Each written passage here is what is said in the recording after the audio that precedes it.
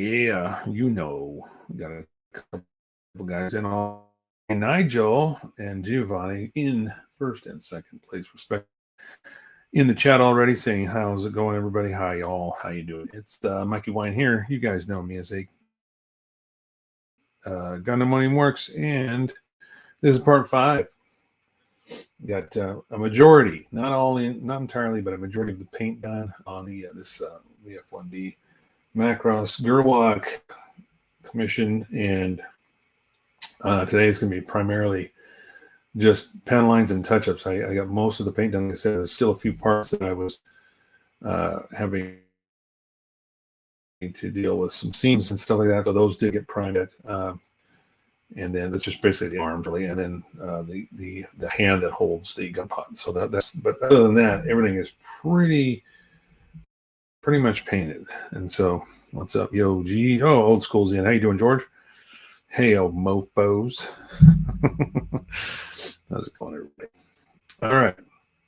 So last week I was doing some masking, and I wasn't happy with it. And on the leg portions, I was using 2mm just strip, but it just, whoa, my camera just go black for a second there. That was weird. Wow, you guys losing stream at all? Or we're getting some latency, but we're good. I think we're good. What's up?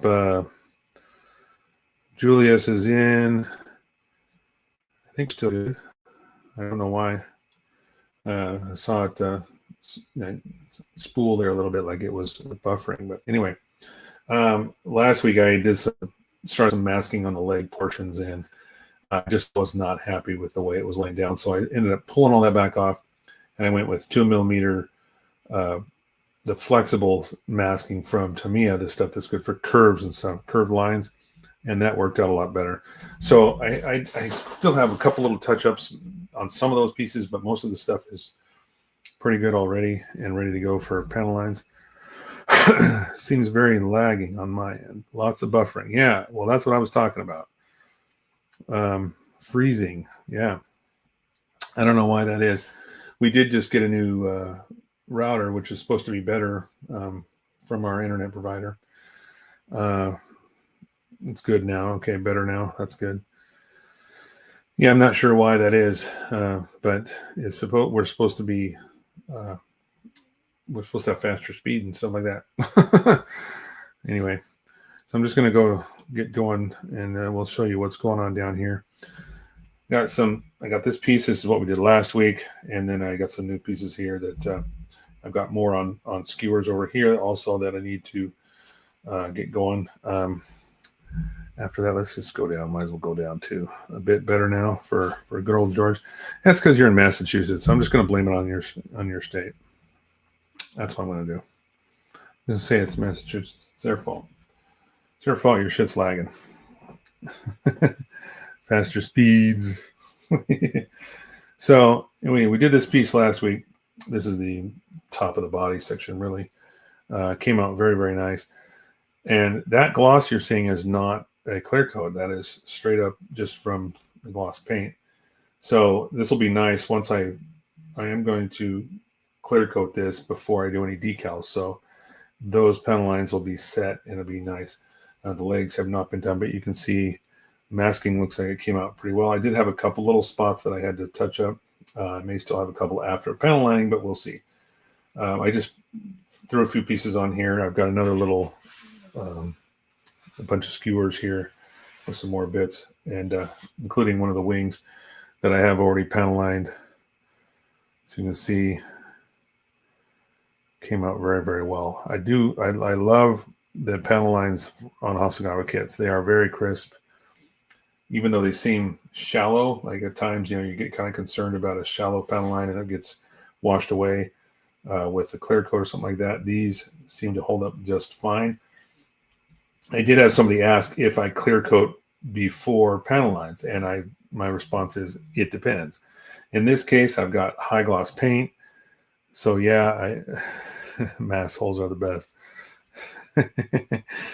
In this case, I've got high gloss paint, so you can kind of get away with skipping a step and not clear coating before you do the panel lines. I still will gloss coat before I do decals, but I can get away with doing that, and that's what we're going to do tonight. So let's get started, and I will try to keep an eye on the chat as always. Thanks everybody for joining in, and smash the like button. If you throw a comment in there, that helps even more on the YouTube side of it. If you're watching from somewhere else, that's fine too, but it seems like everybody in so far is on the YouTube channel. All those things help that silly little algorithm going on with YouTube. So anyway, I think we're going to start with this. This is the bottom of the main body panel here. You can see the wings will attach here. This kind of goes on just like this. So there's a little bit visible here. I will be panel lining these, and there's plenty to do on the bottom side of this. You can't really see it because of the color on camera, but there's a lot of detail underneath here. See if I can. So all that will show up nicely once we panel line everything, and then we'll see what it looks like when we put some of these together. Nice and shiny, clean finish, looks good. Let's see. Let me put that on screen here. Question. George has a question first. We'll do that first. What color is panel line fluid? I'm using black. I could probably get away with brown, but I think black kind of works universally with this project in particular, with all the colors. It kind of lights everything up equally. Brown would probably be okay, but I can't really use a gray. I think that would just get lost in some of the, like the orange and maybe even the tan color. It would just get lost. So black is the choice that I'm using. And then Nigel says, very nice. Clean finish, looks good. Just gave an idea for a diorama. Would be cool. Have half clean, half dirty. A couple of guys water blasting it. Yeah, that would be interesting. maybe something in the future. What's up, 3D Prince? How you doing? Coming in from Twitch. Cool, thanks. No problem, George. No problem at all. Keep those questions coming. Like I said, I will do my best to keep it on the chat and try to not miss one. So I'm just using Tamiya panel line color black. I also still have the figures that I have to paint. This is the fuselage here. There is going to be some other masking going on because there's a black stripe that goes around this. There's also a black stripe that goes around the legs. So there will be some masking and painting that I still have to do. But as far as the bulk of the primary colors, though, those are down. Let's see. Nigel says, do you thin the panel liner for doing pin wash? Fine, especially the Tamiya ones to be thick. No, I don't thin it. I use it straight out of the bottle. I understand what you're saying, especially some of these panel lines on these parts, because it's a smaller scale, so they're very, very thin. And the ones that I've had to rescribe, specifically, like you can see like the landing gear doors here. I don't know if that'll focus. We'll see if I can get it. Okay, so landing gear doors are there. You can barely see those panel lines. I had to rescribe those because of that seam going down the center. So it can be a little bit challenging, but as far as thinning it, no, I just use the brush and spread it around and then take it off. It might get a little messy, but that's why I have a bunch of these Daiso Q-tips. I use about 30 Zippo fluids. Yeah, I have used Zippo, but I only use that on if I'm doing like a filter wash on enamel paints. I'll use Zippo fluid. In fact, somewhere around here I have a bottle of it, some lighter fluid, but don't typically need it with this because I'm just using to clean it up the AK odorless enamel thinner. This is something I learned the hard way. Tamiya paint always gloss coat before paneling. Yeah, Tamiya, especially flat coats. Tamiya has a lot of flat paints. I mean,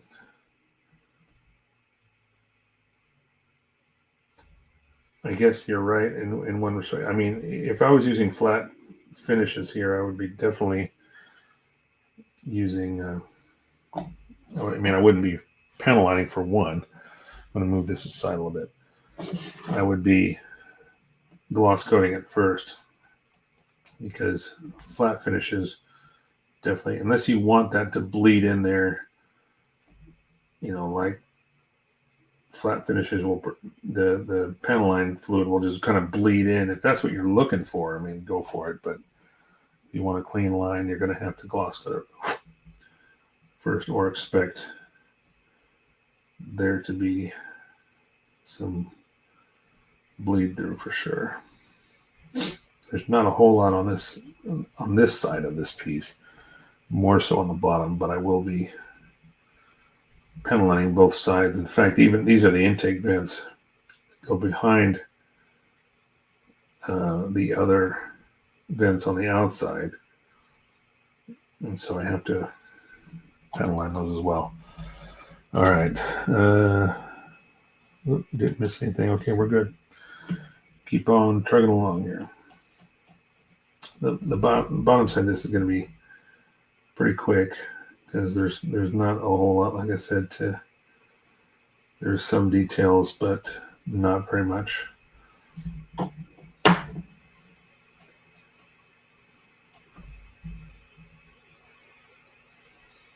Now, I do use Mystery Color Accents Color as well, but their stuff is quite a bit thinner.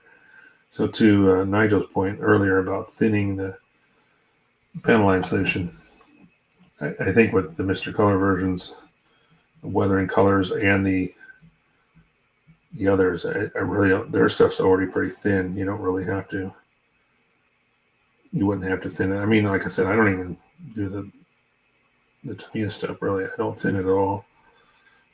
I can see your point about being a little bit thicker, but never seems to really bother me much.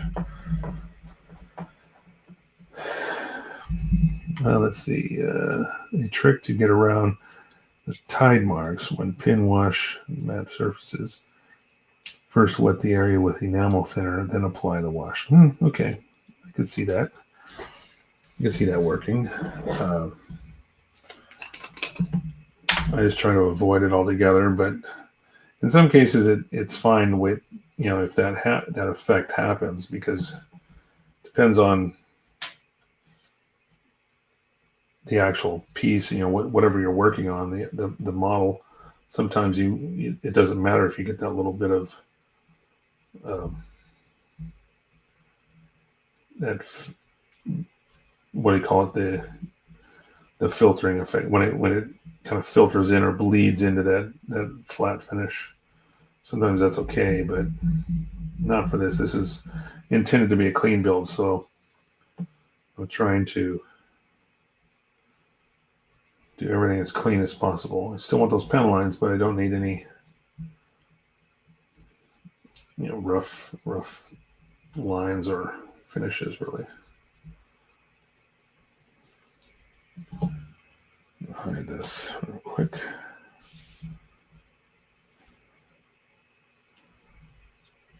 Some people like even applying decals to flat finishes, and still, yes, that is quite possible, but I prefer not having to deal with silvering as much as possible. Let's switch out this. I need to get some new ones here. There we go. That one was reaching its end. So especially with decals, it's just a lot easier trying to deal with, not having to deal, I should say, with silvering if you have a good gloss finish. I mean, and sometimes, no matter how hard you try, you get a little bit of you get a good gloss finish on there, but then you end up with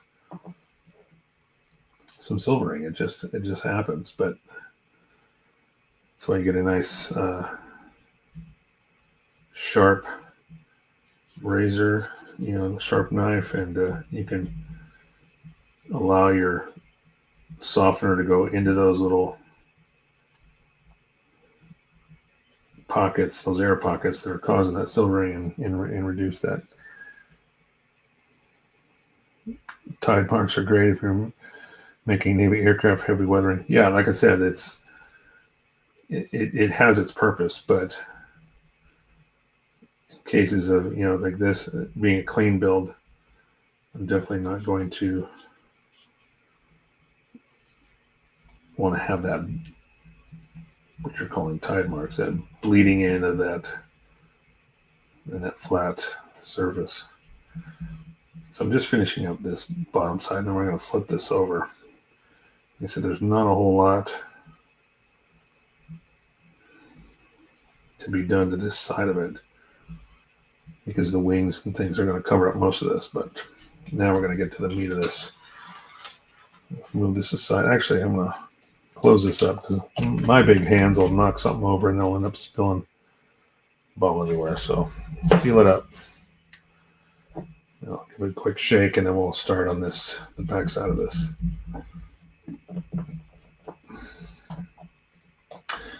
Just getting back to the wing here real quick. I'm going to show this real fast. So I still have to do some silver backing to, hand paint some of the silver background of these, the wingtip light. There's also a light here that's going to go on the end. I don't have to do anything with that, but these are some clear pieces. They're all clear, but these are large enough that you can see through them and see the background. So I'll be painting those silver and then placing those lights in, and the wingtips, of course, will have either red or blue,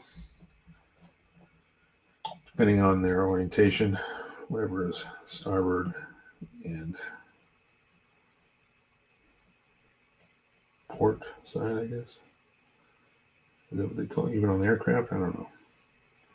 But I know there's a difference left and right for sure. Actually, you know what I'm going to do here? I'm going to take one of my little clamps. This is much easier to do this way. There, now I can hold this piece up.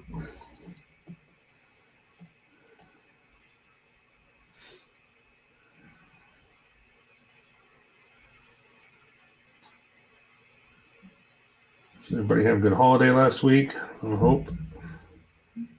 Mine was pretty mellow. We went out to dinner with my son and his fiance. My daughter spent some time with her friends, just hanging out, doing their thing in Sammamish, I think it was. They were just playing games, doing whatever, Kids are old enough, got their own things going sometimes. Trying to catch another Macross stream for a bit. Nice. Beetlehorn. Have we met before, sir? Or is this your first time? Thanks for joining in. If it is, I can't remember. I apologize if we missed you, if I forgot. I often see new people and I'm terrible with names, so sometimes I forget who's actually been in here. So yeah, thanks for joining in, man. And Nigel says, my hands are too broken to do any model making in the last couple. Yeah, well, you've been doing like retaining wall stuff at your house. I get that. Too much stone and mortar work, right? No holidays here in New Zealand. That's true. I forgot that not everybody's in the U.S. that celebrates Thanksgiving. Angel's in. How you doing, Angel? Angel Segura, 92. How's it going? Beetlehorn.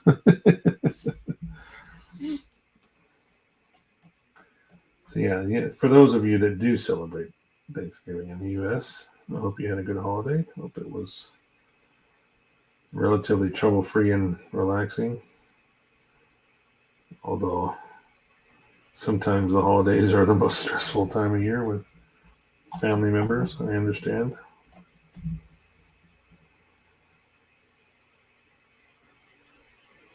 But it's one of the nice things about having kids that are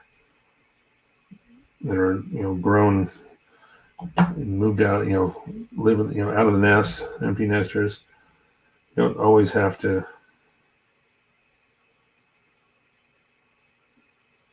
spend every holiday with them. They've got their own families. It's nice to just kind of chill out. Sometimes it's nice just to be with your significant other and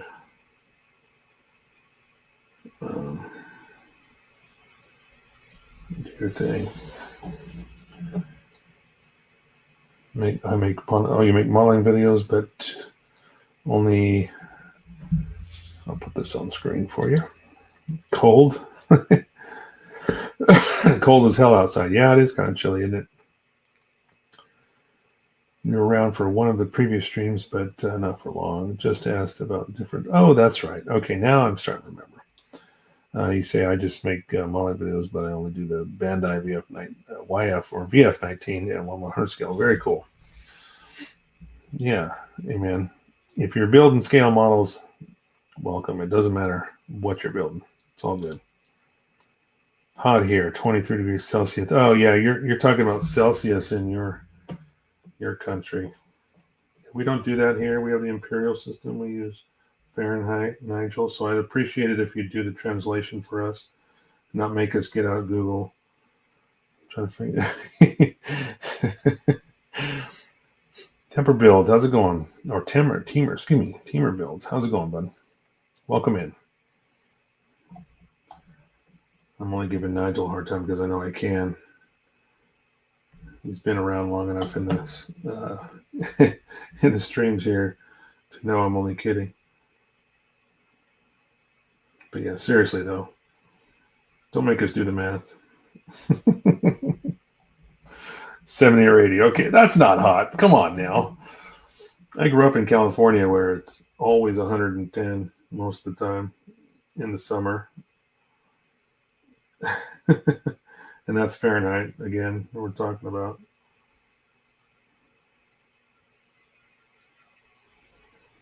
There's quite a bit of detail in this bottom piece. Unfortunately, you can see it with the Gerwalk, especially. You can see it a little more than some other modes. Fighter mode, especially, you won't see much of this at all, and you definitely don't see it in Battleroid. But it is kind of cool to see all these details on the bottom of this piece because the arms mount right about here. So you've got this whole center section that's exposed. Tartan Ducks. Hey, who is your favorite North Shop scoundrel? Nice. Welcome in. Thanks for joining, guys. I know I picked up, since I started posting a bunch of short videos with really just photo shorts, showing the builds, the previous builds that I've done lately. In the last few years, I started posting those, and I picked up quite a few subscribers just from that. So I appreciate each and every one of the new people that's jumping in and saying hi. Chillin', bro. Working on a bootleg black TriStar kit. Nice. Got for 99 cents. Wow. Can't beat that. Bootleg or not. I mean, I will say I don't typically support bootleg. I like to think that people would wouldn't buy a kit that's been copied by China, but for 99 cents, it's kind of hard to say. Kind of hard to beat that. This is Halamake as well. That's cool. Yeah, I just posted the last of the Super Jerry photos up there on the YouTube channel. So if you can, you guys jump over. I know you guys are hanging out in the live stream here, but in your free time, jump over and just take a look at those shorts, the short videos. And it's basically photo collages of the recent builds that we've done here on the live stream and that I posted on the Facebook page. For those of you that are new, brand new, never been here before, I use the same name on all platforms. So you'll find me on Facebook, YouTube, Twitch, Instagram. Everything is Gundam Learning Works. That's me. And yeah. So I am making kind of a mess of this. I'm just quickly swiping off all of the extra. When we get ready, once I get the majority of this off, then I will go back and clean everything out. Because again, this is supposed to be a clean build. So there will be some, we're trying to get all those panel lines in there, but we don't need the extra grime. I don't need it looking like it's grimy. So I'm going to clean everything up, and I'll go back over with a clean swab and just take off all that excess so you won't see any of that streaking. Let's see. Cool to see new people here. Yep, for sure. My fall build videos have been sort of popular. That's great. You know, Mach stuff is growing on me. It's definitely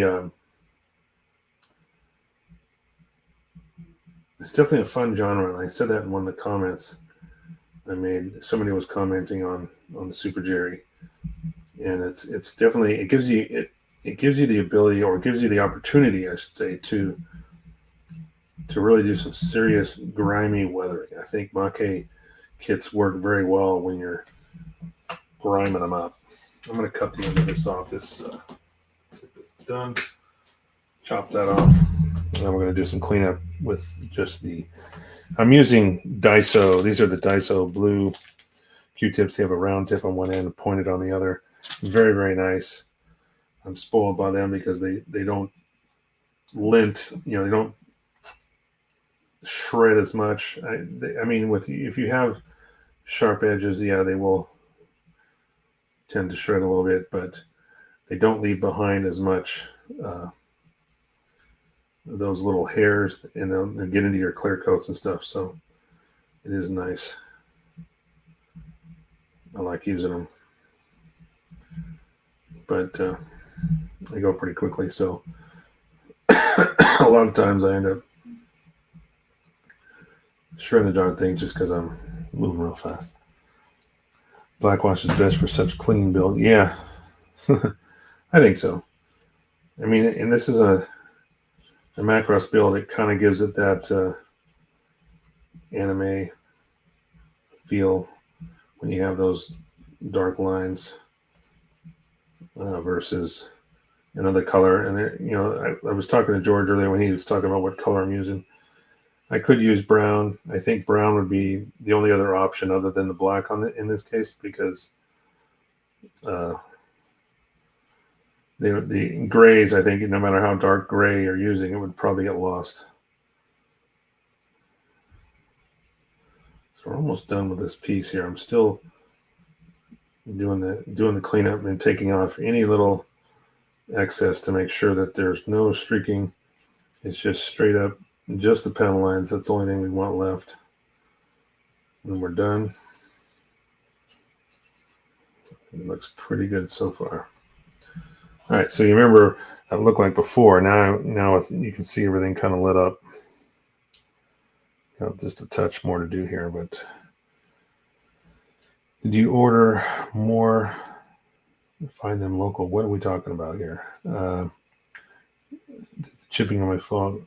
Blackwash. Did I order more? What are we talking about, Angel? Talking about the panel line color or something else? I'm sorry if I missed a previous question.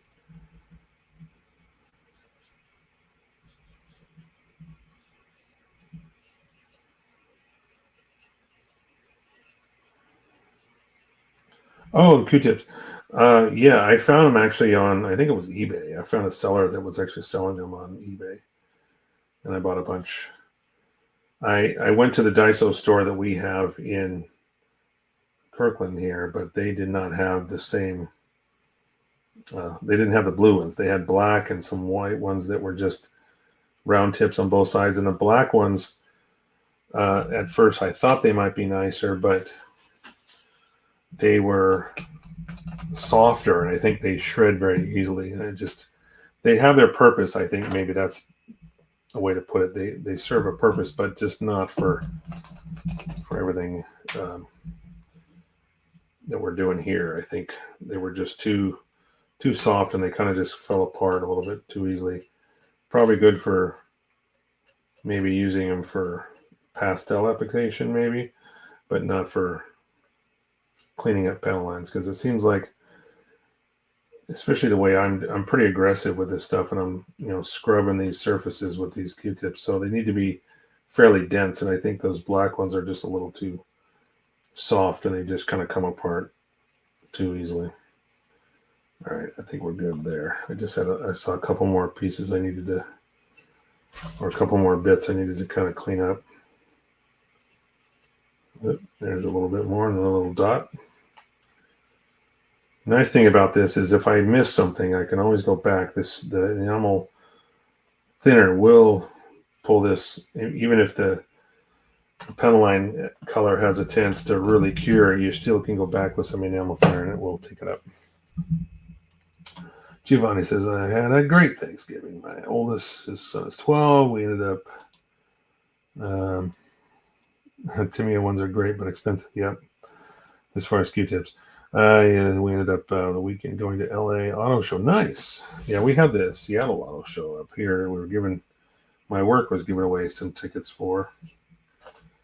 But as tempting as that is, I don't like dealing with Seattle. It's a pain in the ass. I mean, I'm gonna be straight up. I'm not gonna lie. It's a pain in the ass city to get in and out of. You're almost better off taking like the train or something like that, and just leaving your car in a car park. They have these certain car parks where you can park your car and do parking rides. Basically, you either take a bus. Like we went to a college football game in Seattle, and we actually used one of those and parked in there. It was way better than trying to drive into Seattle. It was so much nicer. We just park in a parking ride, get on a bus. I mean, there was guys that had cases of beer with them. They didn't care. You just bring them on the bus, and then you do your tailgating at the venue. Made it nice. So I'm just going to blast out the other wing here. And I know what you're saying, especially with we were talking about earlier about thinning this. These panel lines are so thin that capillary kind of action, it does it a little bit, but it's definitely, it might be better if it's thinner. It might work better, but then it's not going to be as rich a color, I think. I want to go to Tokyo Auto Salon. That'd be cool. Yeah, one of my coworkers just came back from Japan. He went and saw the 1-to-1 scale unicorn Gundam there. Made me very jealous. So as a treat, I gave him a kit that I had won in a raffle. It was a unicorn Banshee Norn, real grade. Something I may never build. So I was like, all right, I'll give it to him. He can do what he wants with it. So he was pleasantly surprised by that. But hey, you know what? It's all about promoting the hobby sometimes, and it's nice to do that and treat somebody. Just kind of like one of the things my wife and I are doing for Christmas this year. One of our local little hangouts, their motorcycle club does a lot of charity work, and they have a tree, what is it called? Like a tree that you can pick a name off of and buy some gifts for kids or whatever that don't, may not have, or in this case, I think they might even be like kids in the hospital or something like that don't have or won't receive gifts or whatever, just don't have the support or whatever for the holidays. So being that my kids are already grown, it's like, you know what, why not? That's and so my wife went and picked a name off the shelf, and turns out the young lady I think that we were looking at, she wanted anime figures or something like that. So I found a Bandai anime model kit, and I bought some nippers and put a couple sanding sticks in there. It's like, okay, now you got an anime figure, but now you can actually build one. So hopefully, and we got some other things too. There were some other things on our list, shoes and potting supplies, things like that. Some hobbies that this young lady likes to do. So yeah, so we decided to do that. Let's see what Nigel's saying here. I want to go to Tokyo. Yeah, we saw that. This one is try a bit of Zippo fluid to be a liner. color density just fine. Oh, you mean put it straight in the bottle? Is that what you're talking about? Because I could do that. I know I have the fluid. I used to use the Zippo stuff to do like enamel filter washes, but I would use like a little steel tin and use that and dip my brush into it. But yeah, I guess putting it straight in the bottle, if that's what you're talking about, that would be cool. I could try that. I have a few bottles of this stuff for sure. Just like we were talking about a few weeks back, can't remember when exactly, but we were saying, we're talking about supplies, and I've got a ton of bottles of the leveling thinner, big bottles of leveling thinner. Because during COVID, it was kind of hard to get sometimes. So anytime I would see one at the local hobby town, I was just buying it, whether I needed it or not. And so I know I have a few bottles of this, but one of the shows we used to, IPMS shows out here, there was this one vendor that always had a supply of this stuff. And so I could always rely on going there and getting masking tape and all the supply stuff, not so much buying model kits from them, but it was all the supply stuff. And so I would find bottles of glue. I've got a bunch of thin cement and stuff like that, and I would just buy supplies from her, and worked out great. But they always had panel line thinner, so I think I've got 2 or 3 more bottles of this. I'm looking at my little basket here. Yeah, in fact, I've got, looks like 1, 2, 3 more blacks and some browns. That's quite a few bottles of the panel line accent colors. So now, ready to start cleaning up this wing here. Actually, one more thing I need to do. Some of these edges, these panel lines go around the edge, and I'm just using the edge of my blade to cut that in and keep that panel line intact across that edge.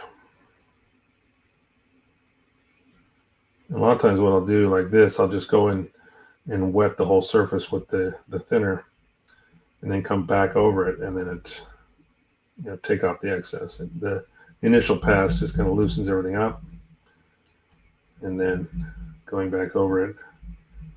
I'll say it again, I think the panel lines on Hasegawa kits are superb. Oftentimes you get a model kit like this, and it's like almost like the panel lines are, for the scale, they're just too thick, and they don't hold their line very much. In fact, I gotta clean that up. I gotta put a little bit on here. They're just like that. They're not as crisp. Like, I think that's one thing the Hasegawa's got down well, is that their panel lines are very, very crisp. Even at this scale, they're small, but they're very crisp. They're not, like fat lines. You know what I'm talking about? I usually put a little bit in a paint cup. That's what I was doing.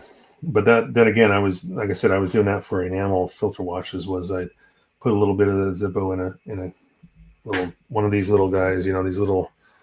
Let's see if I can pull this up here without spilling everything. One of these little tins. This has got some parts in it, but got quite a few of those. That's what I would use, and then dip my brush in there and spread around some enamel paints.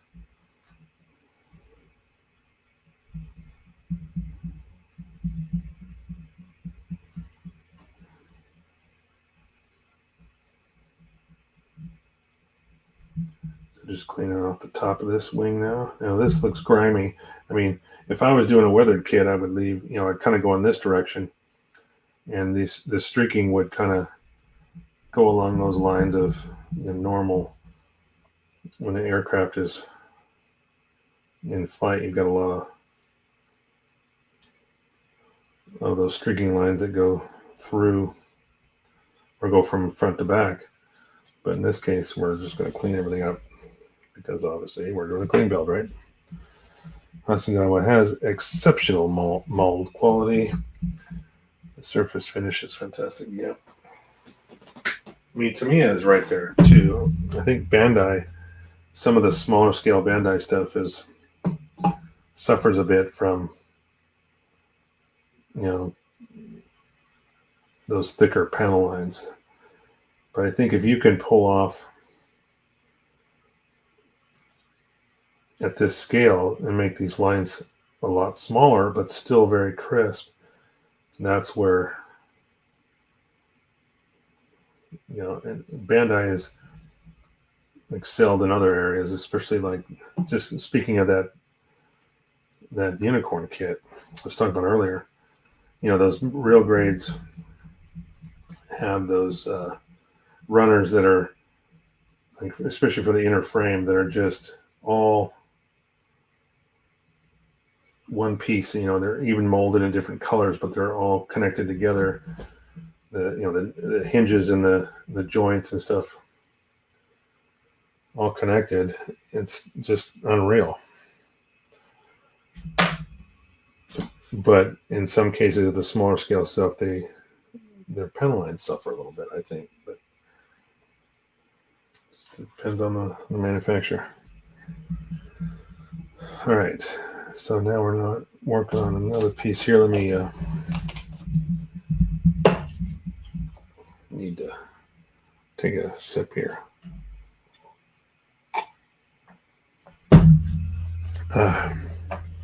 Good stuff.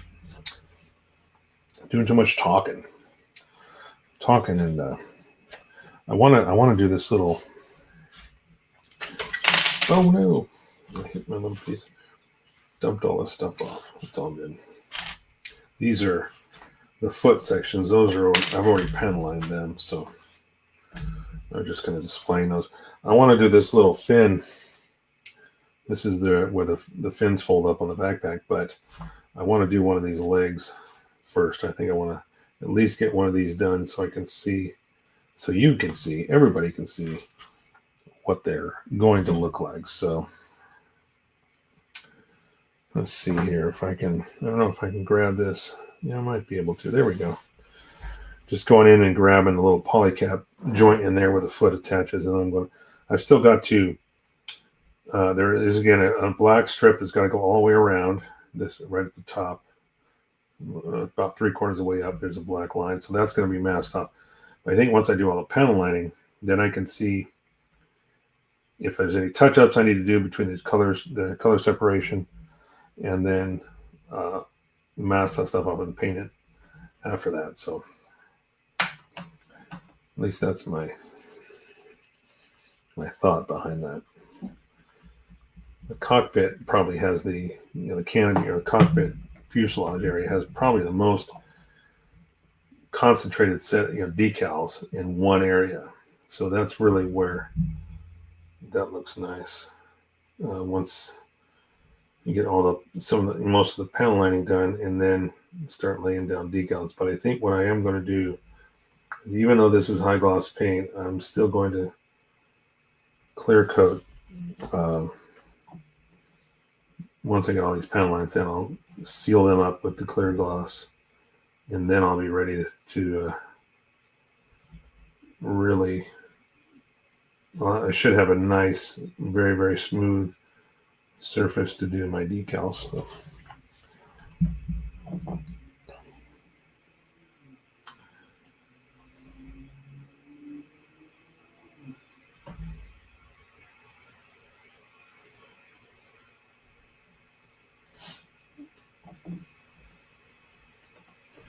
So yeah, these legs have a couple of these little thruster vents, these little thruster nozzles. They're kind of like hot air nozzles that for maneuvering out of atmosphere. And there's decals actually that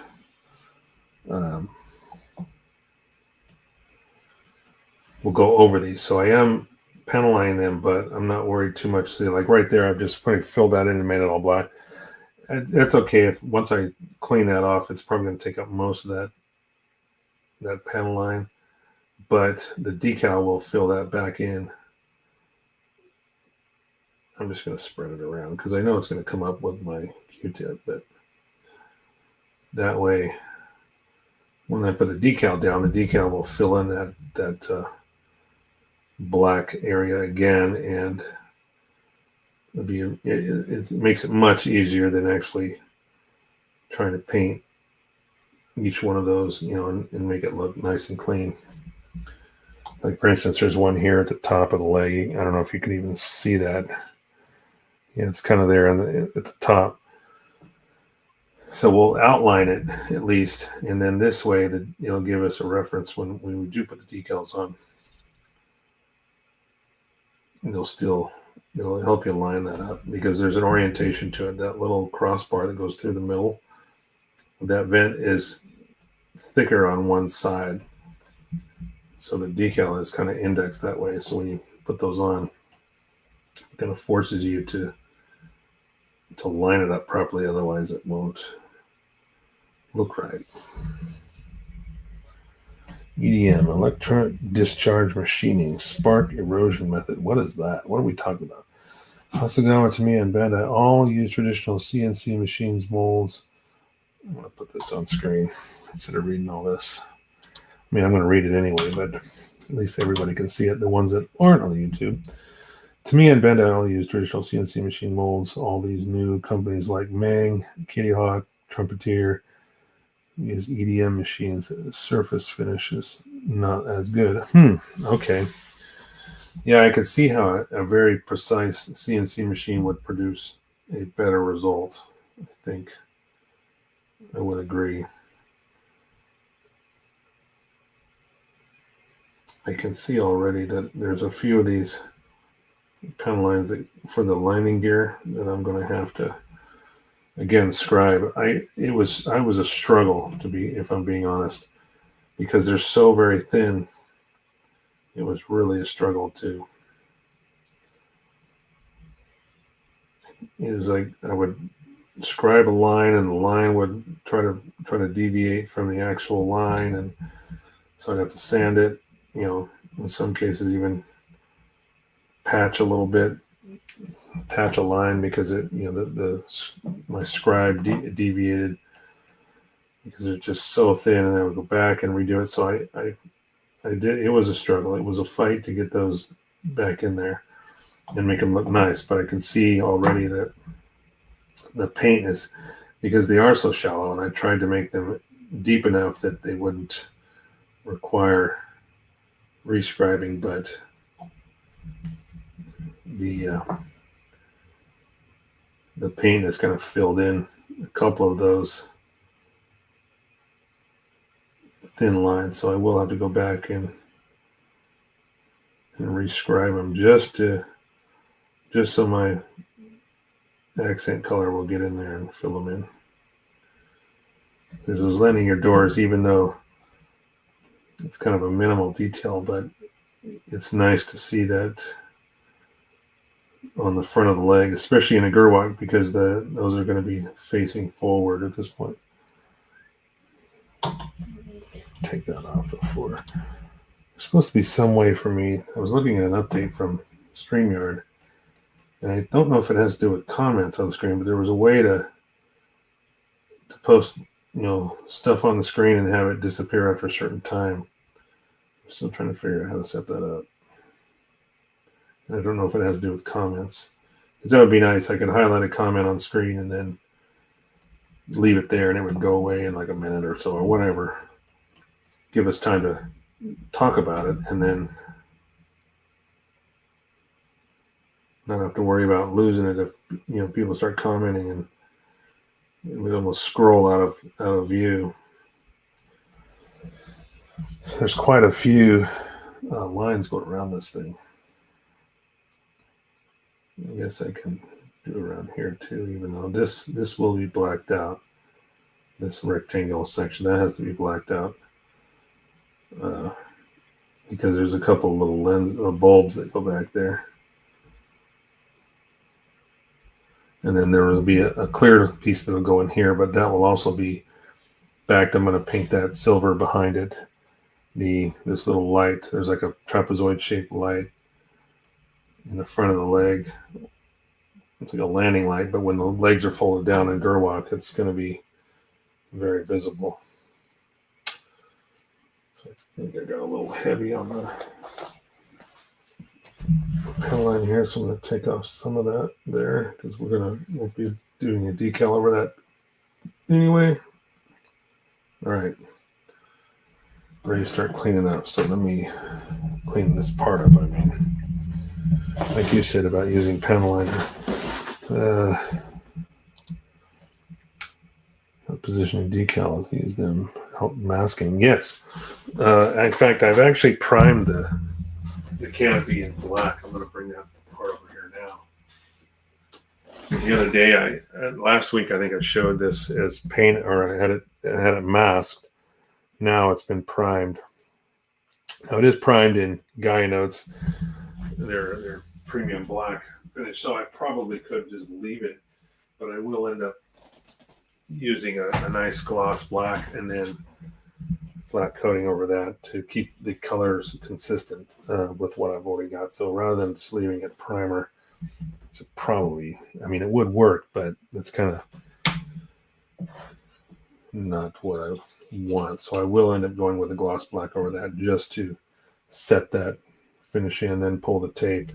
Well, actually, I got to flat coat it first and then pull the masking, because obviously there's no way to flat coat it after if I remove the masking before I do that. So I got to make sure it's good. It's kind of tricky though, because you can't take the mask off. Well, you can, but you can't take it off to inspect it and make sure you didn't miss a spot or something like that. So canopies are kind of tricky that way. Once you remove them, it's like you'll know if you got to redo it. You'll know right away if you missed a spot. Or fortunately, it is clear, so I could. Oops, did I start with the wrong side? I might have. I'll let that sit. I'm going to dry this other side anyway. Because it is clear, you could use a very sharp scraper or something like that and take off if you had a little bit that was in the wrong spot. Man, I'm late. Yeah, I know, Nick. You're late, all right, because I didn't see you when normally I give you guys a heads up on the group chat, let you know that I'm going live, and usually you're the first person to respond, like, yeah, thumbs up or whatever. And I didn't see that, so I thought, well, maybe Nick's not going to be here this week. I left. Canopies have always been stressful. Yeah, because it's you either get it right or you don't, and I can see why it gets stressful. So I'm just taking down all the excess here on the inner part of the leg. And again, there's quite a bit of excess streaking going on with the removal here. But once I get the bulk of it off, I'll switch to a fresh Q-tip, and we will be able to clean this completely, and it should look nice. It's already looking really good just by itself.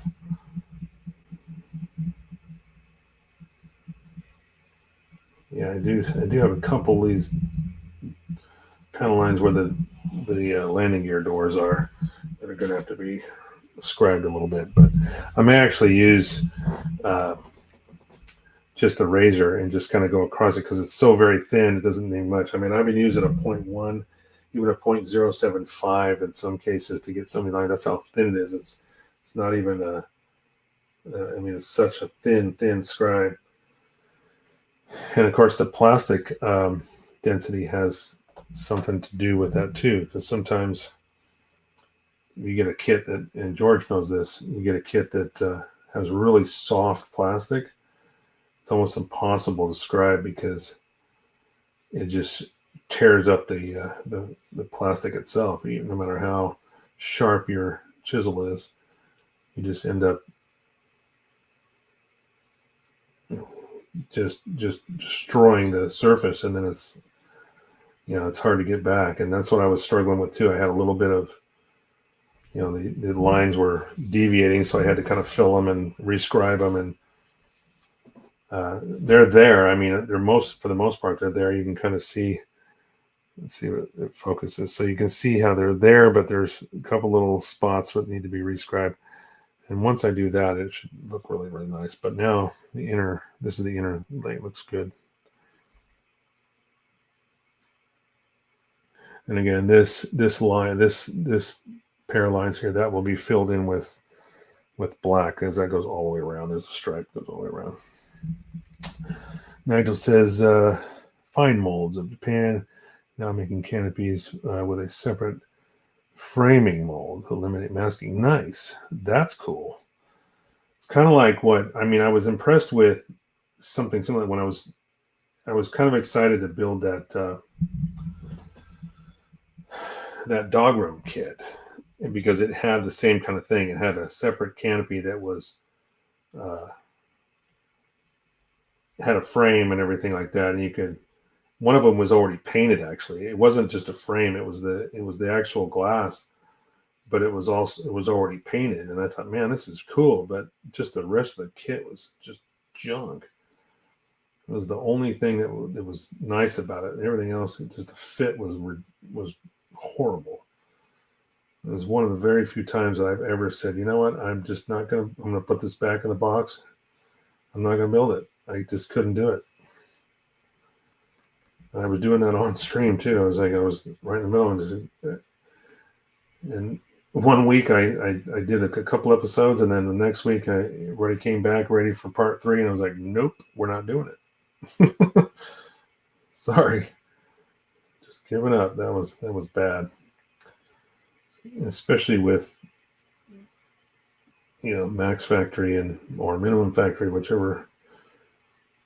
however you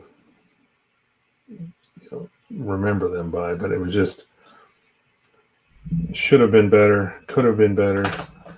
With the modern technology, it should have been better, and I was disappointed.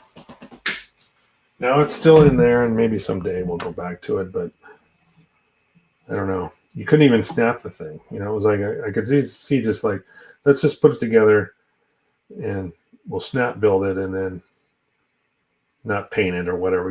We'll be satisfied with that. But I couldn't even do that because the fit was so bad. The pieces were flying apart. They wouldn't. You'd press them together and then they would just come apart. It was just like, God, this is horrible. Not happy. Border models plastic is like that, super soft.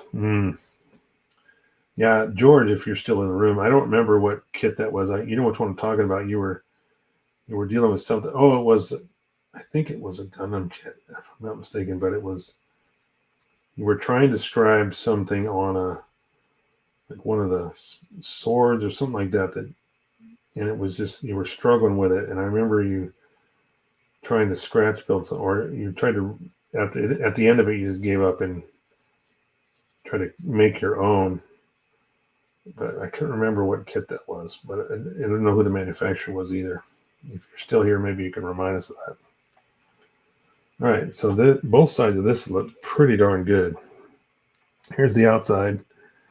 So we get the focus. Yeah, we got good panel lines.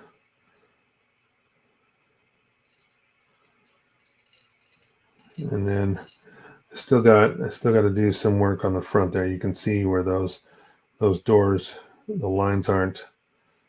There's like little bits where they're just not perfect. In fact, what we might do, I can do it right now. We're going to, rather than do this off camera, I'm going to switch to my other magnifiers. We're going to get down there and we're going to, it won't take much. Damn, looks great. Thanks, Nigel. I do appreciate your input. Okay, so a lot of times I would maybe put some tape down and rescribe this, but actually I'm gonna close this up because I can see myself knocking over this bottle.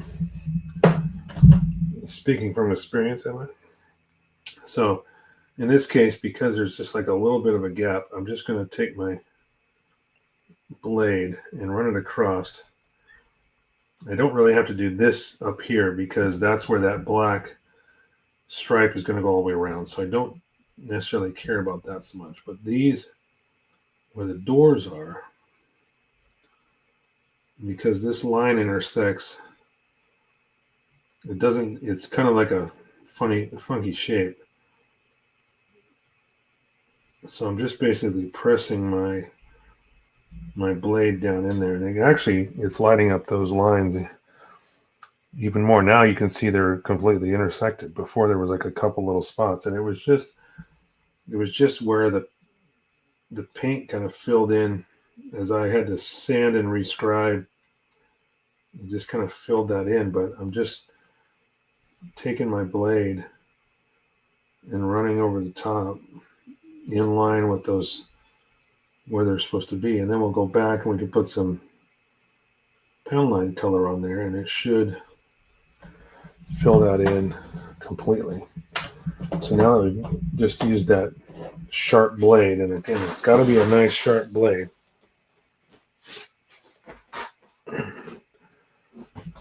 Black pound line really makes those colors pop. They look more monotone without the liner. Yeah, I agree. I definitely agree with that. That's like my favorite part of any build is kind of like the panel lines and decals, because I think that's really where the whole thing starts to come together and start to really look nice. I mean, it looks good with paint and stuff like that, and you start seeing those colors come together, but just the panel lines, everything that would, like you're saying, makes everything kind of pop, and you get that color separation. It just completes the whole look. So now that we've filled in those lines, I'm going to go back and just give them a little bit more of this. Let that sit for a few seconds, and then I'll wipe that off.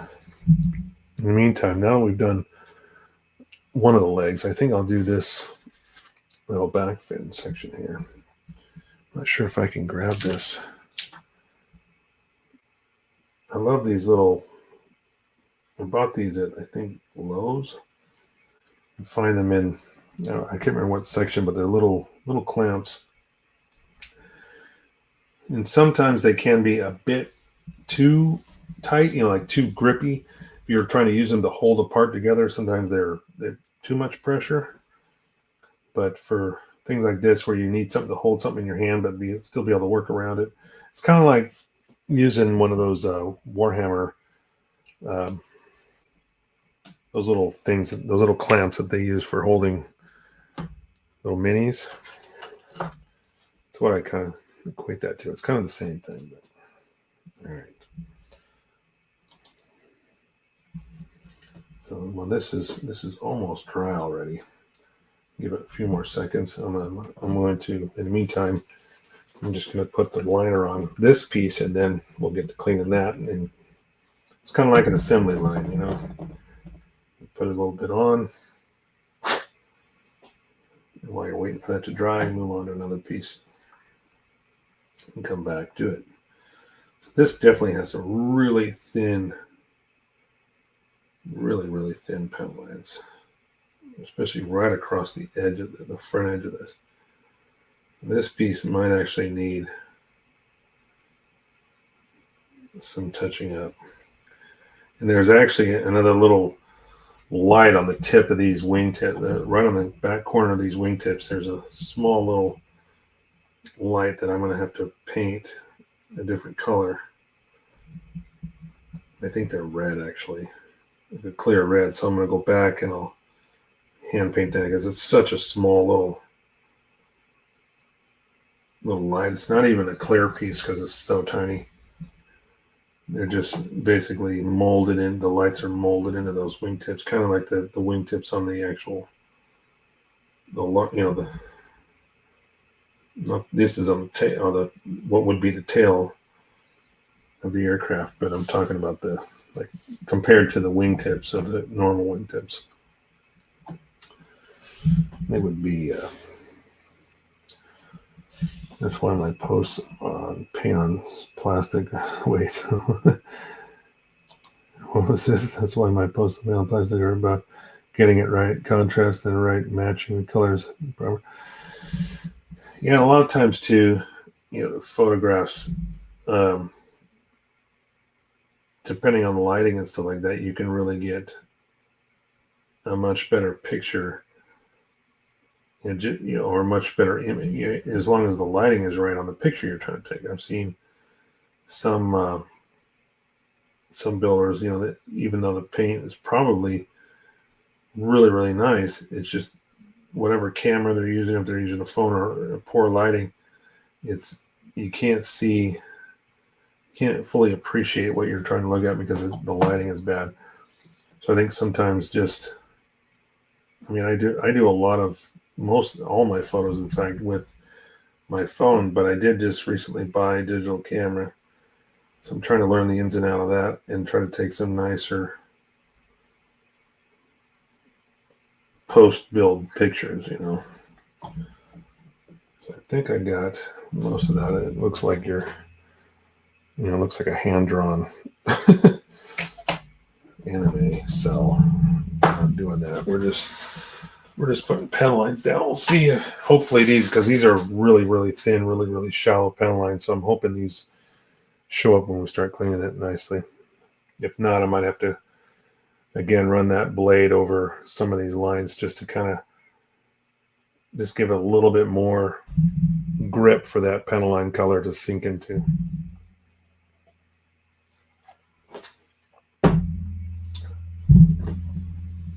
That part on the back of the leg, this is what I was talking about. This is those little lenses.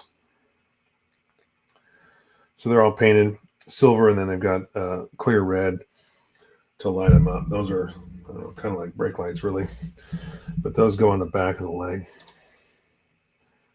Definitely just changing angles. Yep, the photo can change the color and makes it. I've noticed too, like sometimes I'll even darken it because just the lighting in here. I've got a big light it's 4 LED tubes above me, lights up my entire bench. But I've actually put like tissue paper, like for wrapping presents, that white thin kind of tissue paper that you put in, if you're wrapping a present or something in a bag or something like that. Those are covering up the light to kind of filter it down, because initially when I was first using the camera on doing live videos, it was just so bright, everything was getting washed out. So I cut down a little bit of that glare. So now I'm going to go back over this real quick now that we've let that dry. I'll run these pen lines one last time. Just kind of wet that surface and then go back once it's loosens up. Oh, perfect. Just what I wanted to do.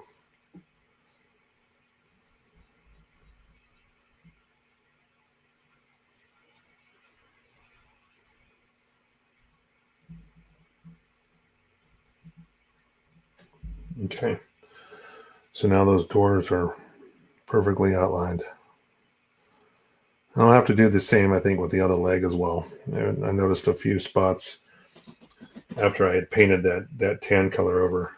It just kind of filled in, because again, those lines and having to not only scribe those lines but also deal with a seam down the center. It's one of the biggest challenges. These are the forearm sections here. They're not even primed yet because I've been rescribing everything. I almost had this entire thing done, but then I realized I've got a nasty seam that I can still fill with my fingernail down the middle. So I'm going to have to add some like Surfacer 500 or something like that. As far as the other side, I think it's pretty good. These lenses, though, are going to get. There's glass in front of those. There's more of those little lights inside there. You can kind of see them. But those clear lenses are going to get sanded quite a bit. So what I'm going to have to do, what I've decided to do, I was trying to mask them off and sand around it, but I think I'm just going to go and sand over it. That way it becomes part of the forearm, and then I can go ahead and keep, like I did with the canopy. So I'm going to go back and start sanding with higher and higher grits until I can polish that glass again to the point where it's nice and clear, and then mask it and paint, prime these and paint them. There's also, because that seam goes down the middle, there's also a seam on the back of the arm here, that on the inside, that I have to also attend to. So it's a little bit of a challenge. But we'll get there in the end. Okay, where are we at? We got about 20 minutes, 20 minutes if I go to 7:30. So what do we want to do next? I can show these. These aren't already. I've got a couple of touch-ups I still got to do, but here's the intakes. So you got the louvers here that are folded back because it's not in or out of atmosphere. There will be a little bit of paint that's got to go in here in this little oval. That's going to be, I can't remember what color it is, but it's like a yellowish orange. That will be painted. I'm just currently working on, because there was a seam that went straight down the side here. This whole side piece was glued on, so I had to deal with a seam in the front, a seam up here. You can actually see the seam on top that goes right along this line. That won't be visible. That's why I haven't worried about sanding that, but everything under here is. So I had to fix that, and then I had to touch that up. So once I get those touch-ups done, then I can panel line those. Actually, we can do this backpack. I know I still got to paint a strip, but this is the top of the backpack. I've already masked this off and painted the grill in front. This is done in number 28 steel. We'll just go ahead and diffuser, which, I'm sorry, I missed something here. Oh, the metal color you're talking about in the intake? That's Mr. Color number 8, silver. It's pretty clean, considering it's not one of their their super metallics. It's just a number 8,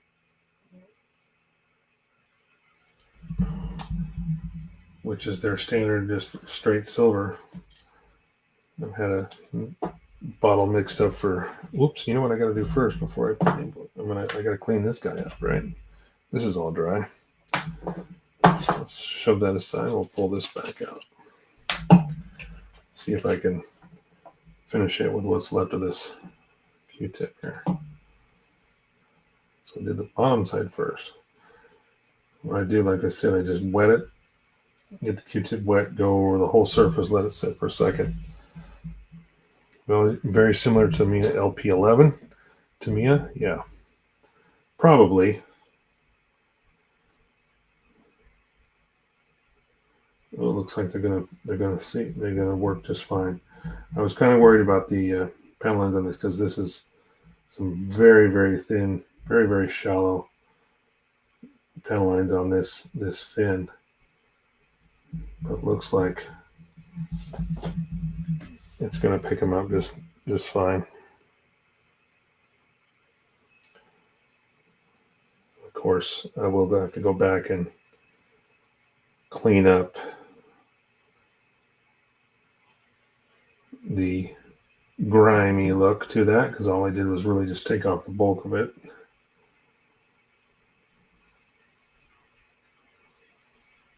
Do the same for this is actually the bottom. Because when this is folded over, it flips over on the back. This is the underside. All right, I'll toss that, and then I've got,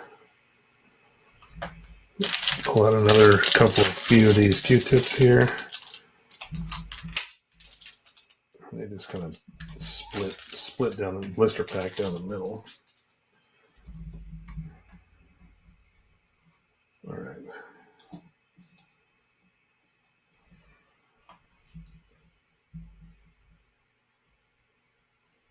This takes off the rest.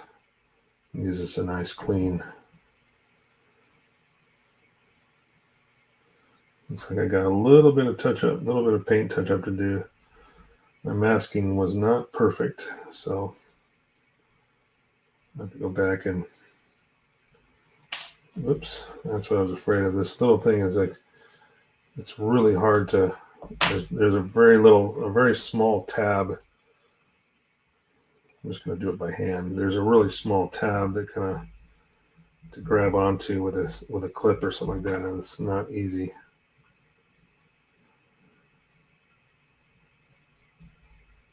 My problem is if I do that enough, my fingerprints. Wow, I took that right off. That's all right. No, see, I'm going to need to use a little skewer, or a little skewer. I got these little tiny guys. There's barely anything to hold on to here, so it's kind of tricky.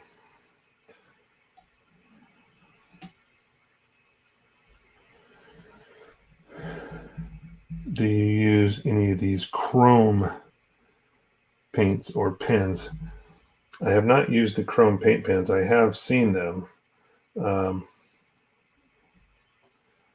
but I have not tried them on a model kit. I'm just very lightly going over this because this skewer is, there's very little to hold on to here, so I've got to be careful. There we go. Okay. That's pretty good.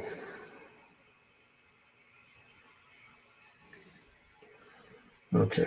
I'm not sure. I think I would be curious to try them out. I've not actually used one yet, though I have seen several videos of some very cool looking stuff that seemed like it was, worked really nicely. I mean,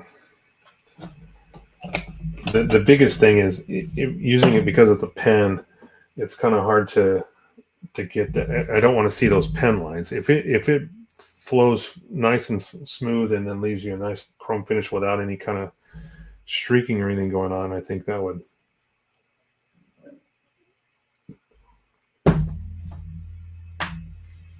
be nice.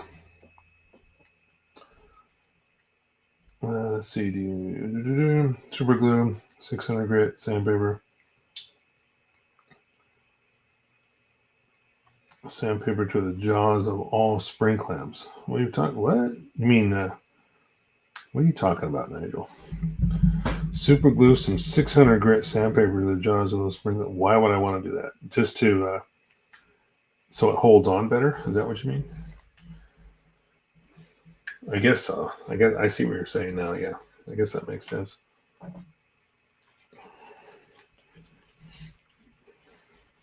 The problem is that to me on panel line, there's one of the drawbacks to using this is because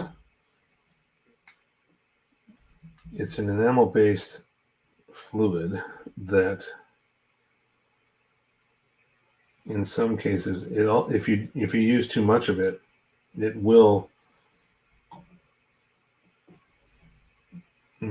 can make the plastic brittle. So you have to be very careful.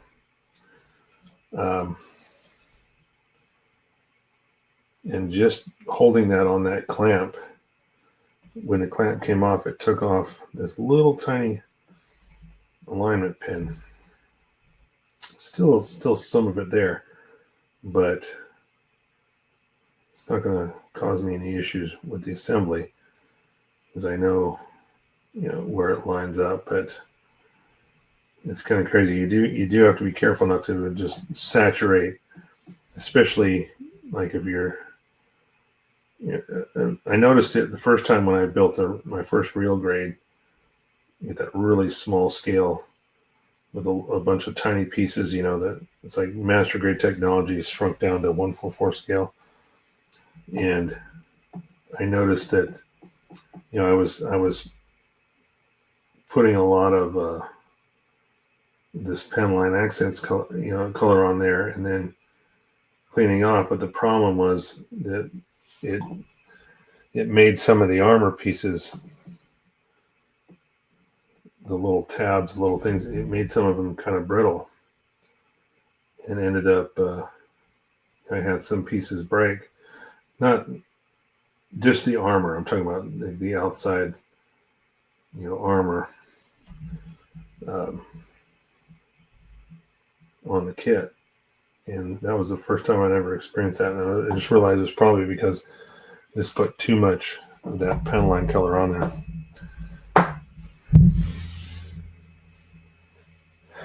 Let's see here. Hey, what's up? Artiste, Mr. Studio. How you doing, my friend? Good to see you again. Totally new to thinking about delving into resin 3D printing world. Can anyone recommend a good indie printer for Star Wars and or sci-fi stuff? It's funny. Is that and or are you talking about Star Wars and or? Because you could be talking about both. I think you meant to say and or, but and or works too. I think everybody here would understand. Personally, I do not know anything about resin 3D printing as far as which one is good, what files are good, which printer to get. Until I do that, I will do my own research, but I have no way of venting a 3D printer. That's why I have not done it. I have limited space as it is. So adding a 3D printer to the mix would just make it that much more crowded. And then I would have to find a way to vent the fumes from resin printing, even though resin printing is I think superior to filament printing. But as far as the fumes are concerned, I have a wife that is very sensitive to. I mean, the joke is we've been saying it for years. She can smell an ant fart at 40 yards, and if I had anything in this room that had any kind of a plastic burning, whatever resin smell, it would just be too much. So, and then of course I'd have to find a place to put it and be able to use it. I just don't have the room. A lot of people have had issues with Bandai plastic and Tamiya wash. Yep, that is true. That's what I was just talking about a few weeks ago. I had a good primer, a good top coat. A few weeks ago, like I said, good coat of primer, good top coat, sorted out. True. I think what you're trying to say, and what I didn't include in my first comment was, yes, if you use panel line accent color on bare plastic, yes, it will absolutely make it very, very brittle. Even more so, I think. But sometimes it can, even if you've painted a part, it can if you have too much on there. Every brand has its good and bad points for 3D printing. They all have software issues. One stand or another. Senior AT&T and Snowspeeder inspired me. Oh, cool! I'm glad it did. That's cool. I really like that build. That was a fun little project. In fact, we were talking about that little speeder that came in it was a 1/35th scale snow speeder that came with a 144 in it. But one of those little tiny model kits, in fact, I can go grab it. I found I have another speeder kit. But since we're talking about it, I'll bring it out here. Let's see, where is it? X-Wing, Millennium Falcon, Snow Speeder. Oh, okay, yeah, so check this out.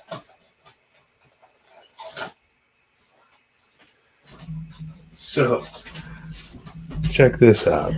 So this little kit, and we built that little tiny walker last week, or one of the few weeks ago. This has a little 144 speeder and a little ATSD. I mean, isn't that cool? These little tiny kits are just unreal. This probably doesn't have water slide decals in it like the other one does, which definitely helped. But yeah, just having an extra one of these little guys was kind of cool. I didn't realize I had one. I was going through. I was putting this stuff away from that last episode where, not last week, but the one before, I think, where we did the Star Wars build.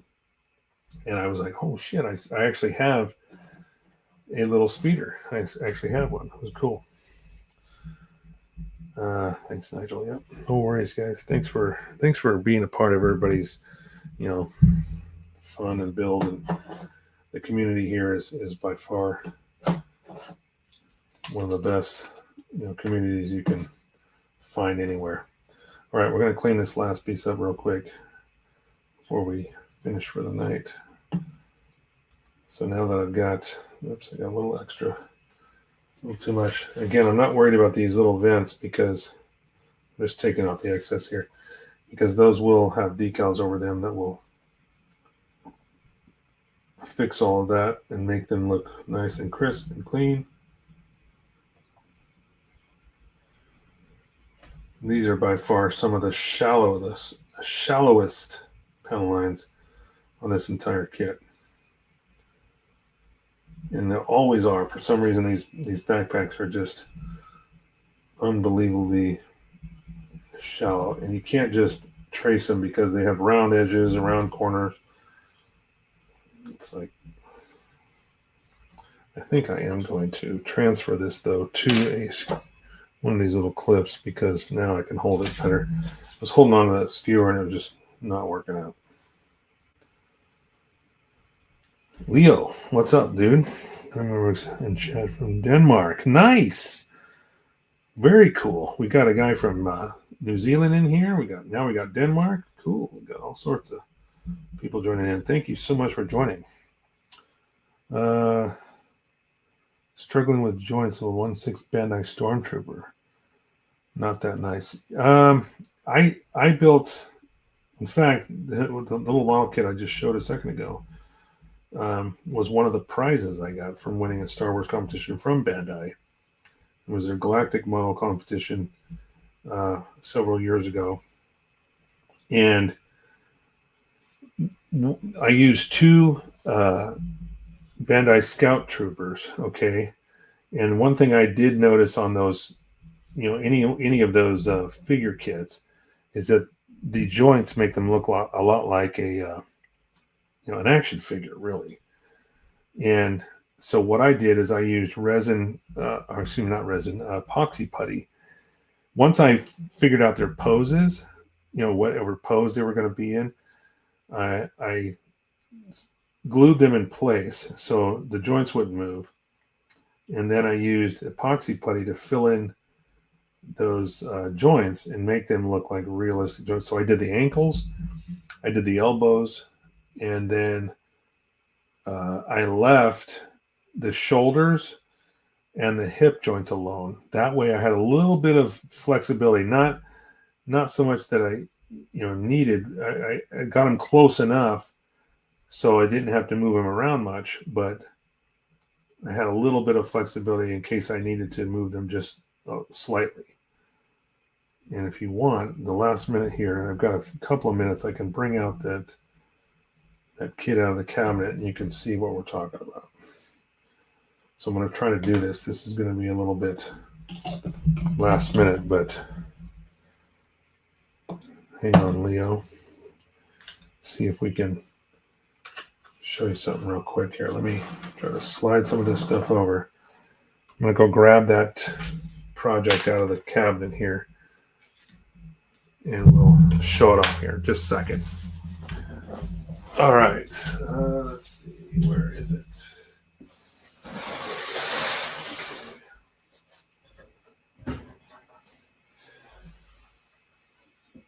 Now, neither one of these troopers is glued down. Neither one of these troopers is glued down, so I'm going to have to basically I will back out to the other camera here. I'm going to go to the down look, which is a little bit wider here. Okay, let me see if I can move this stuff out and get a little bit better view. All right, so the troopers aren't glued down, but I made their elbows and everything out of resin, sculpted it. Not resin, guys, I keep seeing that. I'm sorry, epoxy putty, and then I sculpted it, sanded it, and their ankles were done, the knees were done, the elbows were done, but I left the hips and the shoulders just so I had a little bit of movement there. Let's see if I can turn this around without dropping a Scout Trooper here. So we got little baby, little Grogu there. This is from season 1, episode 8, I think, is where this one fell into, if I remember right. I'm there with you. I should just glue it to hell and then epoxy. Yeah, that would work. That's what I did. I just didn't want them to look like action figures. I totally understand what you're talking about, because the way they make those kits, they want to make them posable and stuff like that. But then again, it looks like something you would buy, in a toy store. So if you can see the ankles, I'm going to try to like rotate this a bit so you can see what I'm talking about. See, those are all sculpted, so it looks like the actual boot. And then of course their elbows, like I was saying, I did the elbows and the knee joints. I even flipped the knee armor because in the episode they had the knee armor upside down. So I did that for screen accuracy.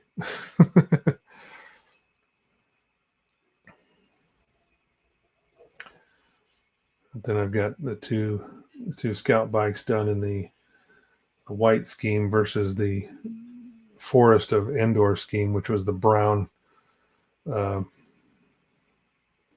paint scheme. So here again, you can kind of see the ankles there of both. I can get a little bit closer. You can see the ankles there. It's all sculpted, the elbows and then the knees as well. So it's a good solution if that's what you want to do. If you're trying to make them look a little more realistic, you can do that for sure. But this is where I got all those Star Wars models from, was because of that prize package they gave me for this. So 2 Scout models. This one I got to turn in a little bit so it fits in the case. But I just basically, there's a glass piece that they come with that you can mount it to a tree or to the floor, and that's what I did to make them look like they're hovering. And then I actually fabricated the bag here with the Grogu in it out of a thermoplastic sheet. And then I had a friend of mine print the resin head for him, and I sculpted the body out of epoxy putty. So that was a fun little project. Anyway, hopefully that gives you some kind of inspiration there. You can make them look a little bit better than they were out of the box for sure. So I'm going to put this back in here real quick. Give me a second. We'll finish up this week.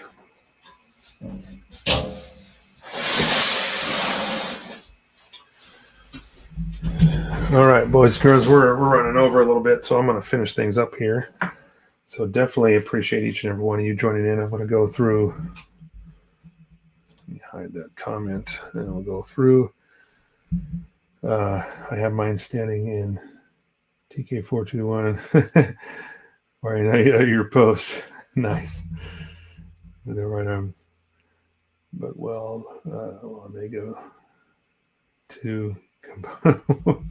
Nice. Good night, everyone. Okay, we're going to say our goodbyes here. Let me just go through the list here. I appreciate each and every one of you. As like I said, every single time we do this every week, appreciate each and every one of you. I'll try to get through the list here and make sure I don't forget anybody.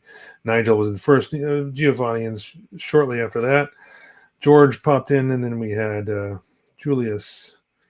Let's see as we go down here. Giovanni, George. And then if I miss somebody, I do apologize. I'm going through this kind of quickly. Painted 3D Prints joined in from Twitch. Who else we got?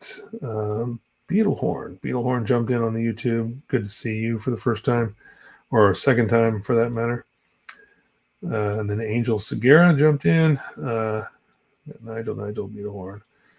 And I'm going down. Oop, missed one. Then we got Teamer Builds. Yo, what's up? He says, yo, what's up? Thank you for popping in. We had Start and Ducks from YouTube. Thank you for joining in. North Shop. Oh.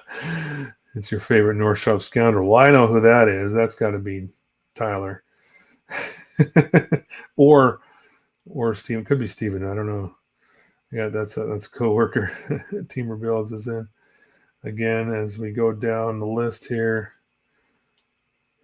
I'll try to do everybody at the end here to make sure everybody that I talked to tonight. Then Nick popped in late, but he was, better late than never, man. It's always good. Always good to see you, Nick. Thanks so much for joining in.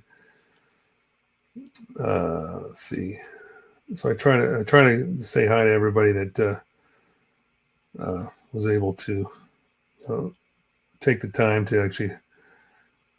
Oh, Tyler did jump in, but so that must be somebody else that Tyler came in later. Maybe that's Steven then, earlier. My North Shop scoundrel, or for all I know, it could be Ewan. I don't know. Then we got Phil Artiste Studio jumping in there too. Leo at the last minute here. Thank you guys so much, and Uprooted coming in from Twitch as well. Let's get down to the bottom. And I think that's pretty much it. I do apologize if I missed anybody, but I tried to breeze through that pretty quickly. Anyway, thank you so much. Please like and subscribe if you can. Tell your friends and, smash that button. Even if you put a comment in, not necessarily in the chat here, but on the video itself, it also helps the algorithm. It's just this ridiculous, obviously, YouTube algorithm we're dealing with. But anyway, nice stream. Thank you so much. We have a shitty world. We can talk nice to each other. That's right. We might disagree on politics, but at least at the end of the day, we can have a conversation and come together with a common love for scale model building. So again, I appreciate each and every one of you, and we'll catch you on the flip.